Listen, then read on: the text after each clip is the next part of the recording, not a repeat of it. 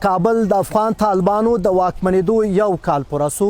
موږ په پاکستان کې د بلوچستان ایالت د پښین افغان کډوالو سرانان کیمپ ته راغلي یو. دلته شاوخوا 50,000 کورنۍ له تیرو څو لسیزو راپهیسې ژوند کوي. په دغه تیر یوه کال کې هم ډیری خلک بلوچستان او د پاکستان نورو سیمو ته راغلي دي. دلته میشت دغه کډوال د افغانستان دغه یو کلني حکومت ته، تیرو حکومتونو ته او را روان وخت ته کوم امیدونه لري او کومې هیلې دي. څه تمې وي، آیا هغه ترسره سوي دي که نه، دغه ټول د دوی په خوله. نوم ظاهر پښتون دی. زه د افغان کډوالو د استازي په توګه او په بلوچستان کې د افغان کډوالو د یو سوشل اکټیویست په توګه باندې دلته ژوند کوم. او دلته چې موږ کوم ځای اوسېږو دې ته نوی سرانان پنډغالی وایي.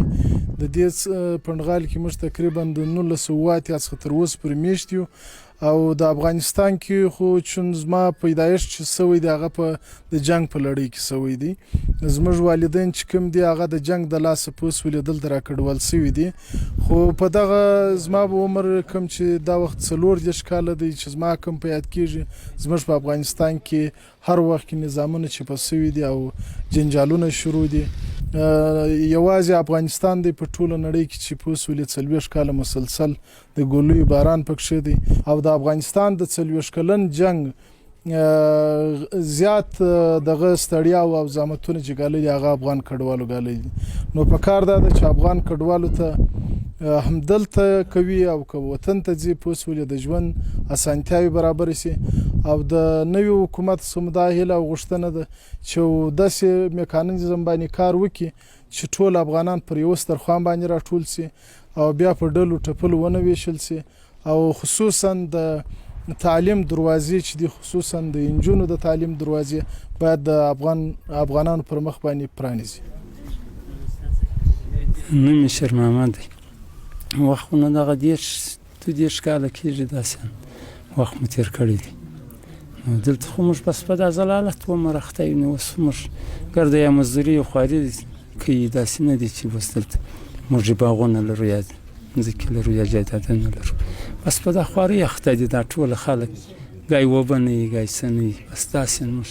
نوی حکومت چې د طالبانو حکومت راغلی دی په افغانستان کې، په غاړه به څه وایسته؟ او هغه خوا دې په رسمیت هم نه دی پېژندل سوی. اوس د دوی حالات هم سره خراب دي. اوس خو حالت د دغه ځای ډېر حالات خراب دي. ولې خو هم جنګونه وي، هم مثال دا چاودنې هم شروع دي. موږ والله به ورکې سي، هغه نه دي ورکې سوي. او بل دا دی چې مثال په رسمیت ونه پېژندل سي، نه یو پیسې هغه دې وربندې کړي دي نه یې ورپرېږدي. دا خبرې خو یې معنا ګرځسته. دا خو دې هغه دولت امید څه و او څه وسو؟ موږ چې ول دا به بس راسي بیخي به داسې بچي پر قرار وي. موږ به خیر و خیریات موږ به بارېږو، موږ به ځو. بس موږ خدای فکر وو، ولا کوم بل شی په فکر کې. خو بیا هغه الله نه وکړله چې موږ خلک دا ذلیله دي. اوس ته وګوره چې افغانستان بیخي پر دې باندې تر پخوا ډېر ضعیفه دی. معنا اوس هم رښتیا ده، هم ګرانۍ دي، هم هر څه دي. اوس خو بیخي حالات هلته خراب دي. د ځایي مشرانو، مدني فعالانو او د افغان طالبانو د پلویانو د ټولو همدغه یوه خبره چې په تیرو څو لسیزو کې کوم امیدونه وو هغه لا هم تر اوسه پورې هغسې نیمګړي پاته دي. یو ارمان دی او هغه دا چې افغانستان پر قراره سي. وایي چې کله افغانستان پر قراره سي په همهغه ورځ به دوی خپل وطن ته ستنیږي. حفیظ الله ستوری شیراني، وایس آف امریکا، ډیوا، سرانان، پښین.